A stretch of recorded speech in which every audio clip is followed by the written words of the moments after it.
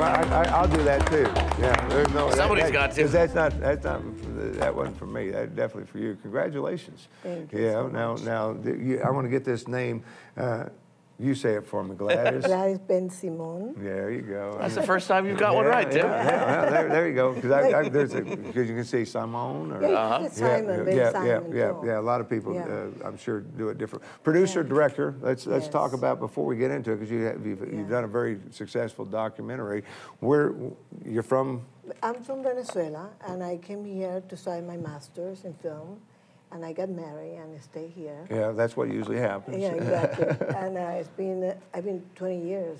20 years? Yeah. In production, doing Now, documentary. you married and met a guy while you were in school, or? And actually, we were in school, but in different universities. And we met in a bar.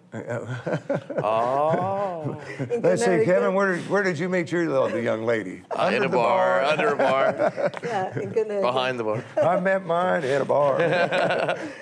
It's the American way. Yeah, exactly. And we have 2 kids, grown kids. Oh, yeah, okay. And Delaware, or No, Jersey? New Jersey, yeah. Nobody from Jersey ever recognizes that they're from Jersey. I know, Jersey. Yeah, but whereabouts in Jersey are you? Actually, right now, I'm in North Jersey, in Hoboken. Oh, wow. You're way up there. We moved from Homedale, which was Central Jersey, to Hoboken. And which is better for me because I'm next to Manhattan. Yeah.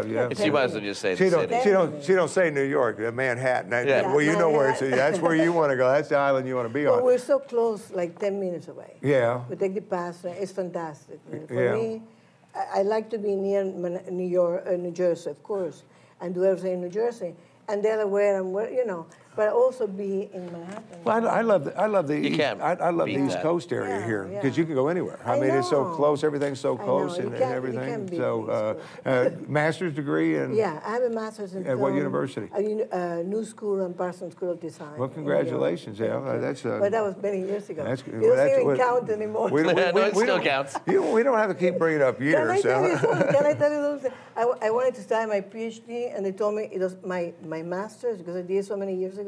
It doesn't count. Oh, no way. I will have to do it again. Well, then just honorary make you a doctor. Yeah. I'm like, forget it. No, I ain't going through that. It's too late for that. But let's talk about this documentary, because I know, because I kept telling the guys, I know the title, because now I know why, because it was highlighted on Dennis Miller's show, CNN, Fox News. I mean, tell me a little bit about it. And Maria Conchita Alonso did the narration. She's a Hollywood actress. Yeah, she's great. Yeah. So thank God she did it. Because in English and Spanish. And Spanish, And it's about dictators in Latin America, and particularly Hugo Chavez in Venezuela. And it's about what they do usually. They come, they take over, and people have to run out of the countries. And it deals with the problem. Well, that's it's been happening, of course, in South America for quite some time now with the different things and everything. But now with the Middle East, it's starting to happen there. Exactly. I mean, and you people see it exactly. And I think people are just tired. I mean, you get tired of that same guy telling you what you can do and when you can do it. 32 years and reign of one dictator over there and things like that. And look, what happened in the Middle East, we never could imagine that this could happen in the Middle East, because they're such a tight societies. And it's happening. People get sick and tired. Gaddafi, 43 years. Mubarak, how many? 50 years, 40 years? I mean, it's ridiculous. They come, they take over, and they have a big check, open check, and they do whatever they want. And you keep paying for it. Exactly. Well, with Chavez, he came in 1989. He was elected. He was elected democratically, through votes, and everything was fine. In 2000, he changed the Constitution. He wanted to be 6 years, running for 6 years. Oh, yeah. Then in 2002, he wanted to change it again, So he kept changing the Constitution. He's been in power for 12 years. Well, that's what makes us such a good country, because we don't have one man that can make that decision. Exactly. We didn't have either until this guy came aboard. Well, unless you're like, saying was. It's pretty much the same thing, both places, except for we don't kill the people that protest. Well, I was going to say, you don't vote for me, but okay, who else supports me? I mean, that's kind of thing. And you have a solid constitution. You have a solid institution of government. We had a very corrupt system which you don't want to talk about corrupt. But not in, at least you have a system where you have, you know, the right and the left and the middle, and everybody's fighting, and you know. But when you have somebody changing the system over just to be in power indefinitely, and that's what that's what it's about. It's just about power. It's about power. Look at Fidel Castro. Right. And now, the Castro has been in power for 50 years, and he has been the mentor for Hugo Chavez. Right. He's the mentor. So this guy, of course, Hugo Chavez figured out this. Hey, Fidel Castro has been there for 50 years. Why not? Right. I have an open check. We got in 2007 over. It was like $97 billion. I mean, an outrageous amount of money coming from the oil revenue. Oh, yeah. Okay, I was going to say coming from the U.S. No, Venezuela has lots of oil. But... Oil revenue. Yeah. And, you know, you thought that he would change the infrastructure, help the education, no, nothing like that. His wife has some nice shoes. Well, he divorced her. He was on a well, it's happening all over the world, but the film... Whoa. He's a little upset about this. I'll tell you what. No. but the film itself, I mean, when did you release this? Well, this is, we finished in 2010. 2010, this one came out. We won Best Documentary Award by the Hoboken International Film Festival. We were finalists at the New Jersey Film Festival.